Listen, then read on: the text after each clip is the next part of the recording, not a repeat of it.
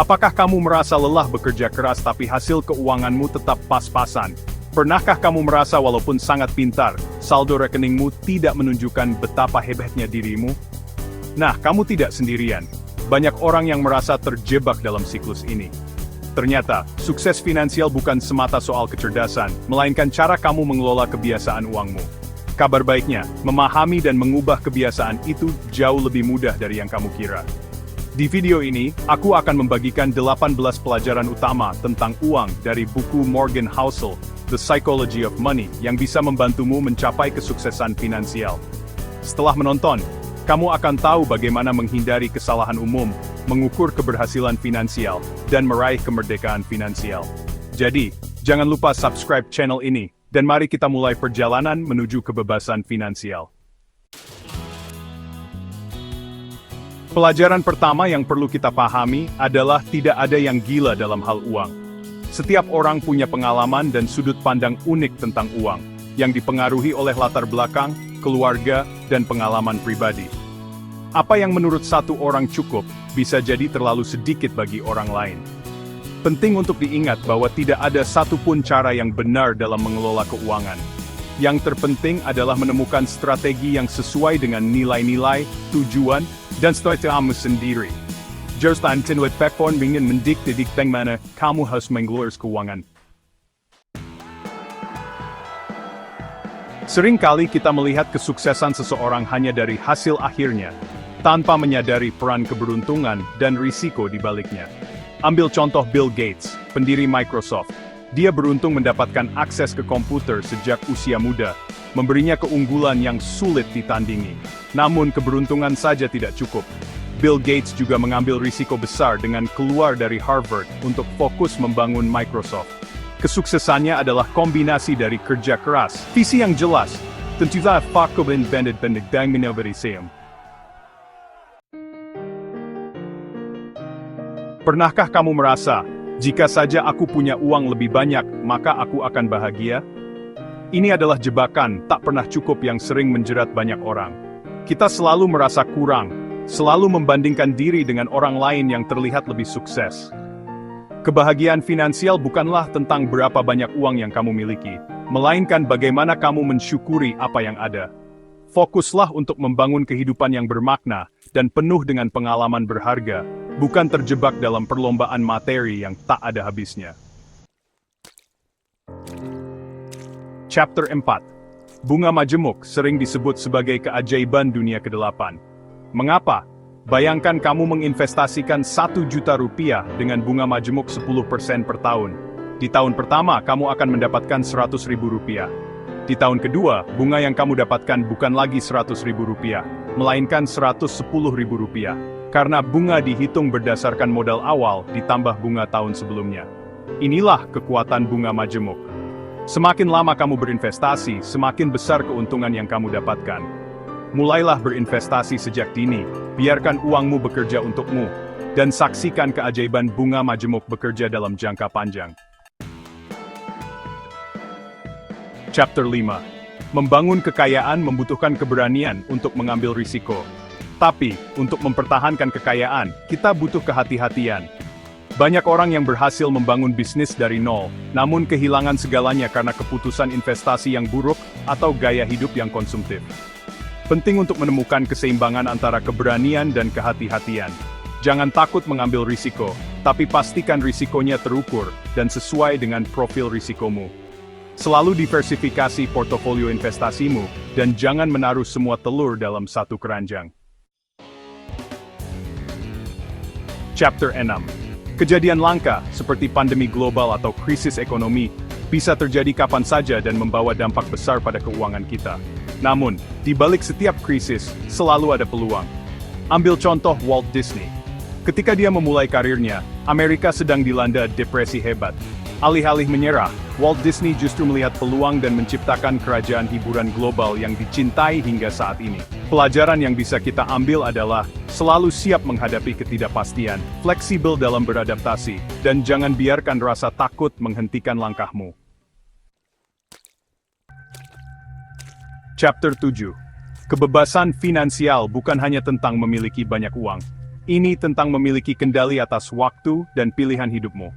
Ini tentang bebas dari rasa khawatir tentang tagihan, bebas mengejar passion, dan bebas menghabiskan waktu dengan orang-orang tercinta. Kebebasan finansial adalah tentang menjalani hidup dengan makna dan kebahagiaan, bukan terjebak dalam pekerjaan yang tidak disukai demi mengejar materi. Chapter 8. Pernahkah kamu melihat seseorang mengendarai mobil mewah, tapi sebenarnya terlilit hutang? Ini adalah paradoks mobil mewah. Mereka mengorbankan keamanan finansial jangka panjang demi menunjukkan status sosial sesaat. Ingat, kekayaan bukanlah tentang apa yang kamu tunjukkan kepada dunia, melainkan tentang apa yang kamu miliki dan kendalikan. Fokuslah membangun kekayaan yang sesungguhnya, bukan sekadar menampilkan citra semata.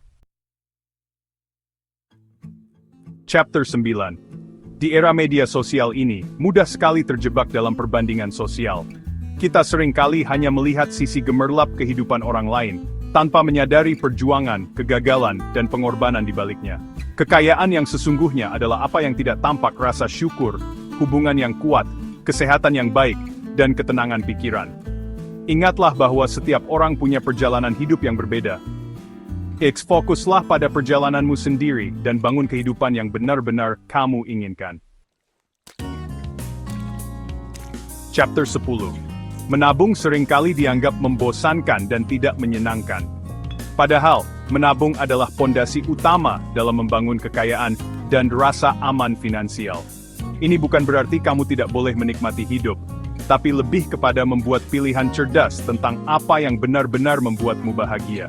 Buatlah anggaran bulanan, sisihkan sebagian penghasilanmu untuk ditabung sebelum menggunakannya untuk hal lain, dan cari cara untuk meningkatkan penghasilanmu. Still dan konsisten. Chapter 11. Kita hidup di dunia yang sangat materialistis, di mana kesuksesan seringkali diukur dari harta benda. Kita terus-menerus dibombardir dengan citra orang-orang yang tampaknya lebih sukses dari kita. Ini memicu perbandingan sosial yang tidak sehat dan membuat kita merasa tidak pernah cukup. Ingatlah bahwa perbandingan sosial adalah pencuri kebahagiaan. Fokuslah pada perjalananmu sendiri, syukuri apa yang kamu miliki, dan rayakan setiap pencapaian kecil. Chapter 12. Hidup penuh dengan kejutan, begitu pula dengan perjalanan finansial kita. Pandemi global, krisis ekonomi, atau PHK mendadak adalah contoh kejutan yang bisa mengguncang stabilitas keuangan kita.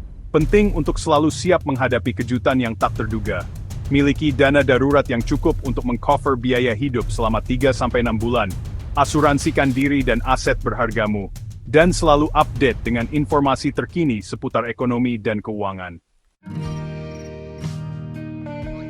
Ketika kita menginvestasikan uang, mudah sekali terbawa emosi, terutama ketika pasar sedang bergejolak. Kita merasa senang ketika portofolio investasi kita naik, dan panik ketika nilainya turun. Penting untuk diingat bahwa investasi adalah permainan jangka panjang. Jangan biarkan fluktuasi pasar jangka pendek menggoyahkan keyakinanmu pada strategi investasi yang sudah kamu susun. Tetap tenang, fokus pada tujuan jangka panjang. Dan judge tinjemarius berbang befeitskuling matris de frefraksi. Hidup selalu berubah, begitu pula dengan kebutuhan dan tujuan finansial kita. Apa yang kita inginkan di usia 20-an, mungkin berbeda dengan yang kita inginkan di usia 30-an atau 40-an. Jangan terpaku pada rencana keuangan yang kaku.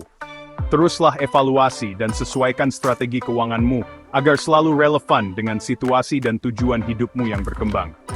Fleksibilitas adalah kunci untuk mencapai kesuksesan finansial jangka panjang.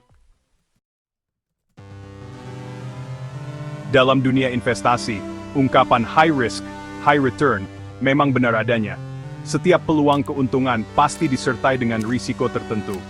Jangan mudah tergiur dengan iming-iming keuntungan besar dalam waktu singkat.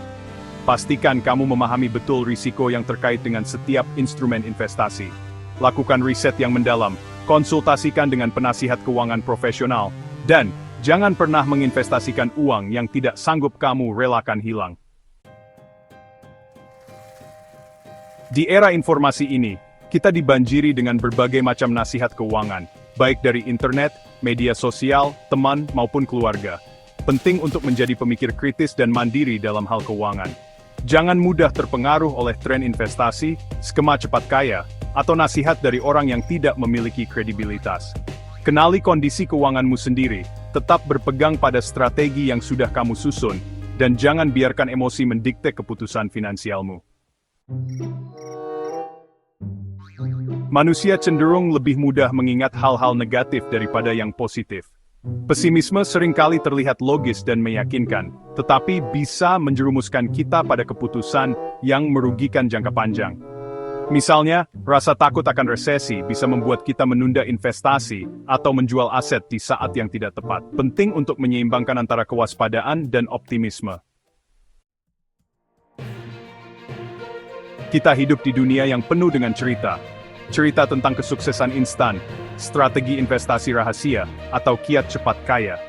Meskipun menghibur, cerita-cerita ini tidak selalu mencerminkan kenyataan. Penting untuk bijak dan kritis dalam menyaring informasi. Jangan mudah percaya dengan cerita yang terlalu indah untuk menjadi kenyataan. Buku The Psychology of Money, karya Morgan Housel mengajarkan bahwa uang bukan sekadar angka atau statistik, melainkan sebuah cerminan dari kepribadian, emosi, dan pengalaman kita. Dengan memahami 18 pelajaran tersebut, kamu tidak hanya akan lebih bijak dalam mengelola keuangan, tetapi juga menemukan arti sejati dari kebahagiaan dan kesuksesan. Ingatlah bahwa perjalanan menuju kemerdekaan finansial adalah maraton, bukan sprint. Butuh waktu, disiplin, dan konsistensi. Jangan mudah menyerah, teruslah belajar, dan jangan takut untuk meminta bantuan profesional jika dibutuhkan. Jika kamu ingin tahu lebih banyak tentang aturan-aturan dalam mengelola uang agar sukses, tonton video selanjutnya di channel ini. Jangan lupa bagikan video ini kepada teman-teman yang juga butuh inspirasi, dan tulis komentarmu di bawah. Aku sangat menantikan pendapat dan kisah suksesmu. Terima kasih telah menonton, dan sampai jumpa di video berikutnya.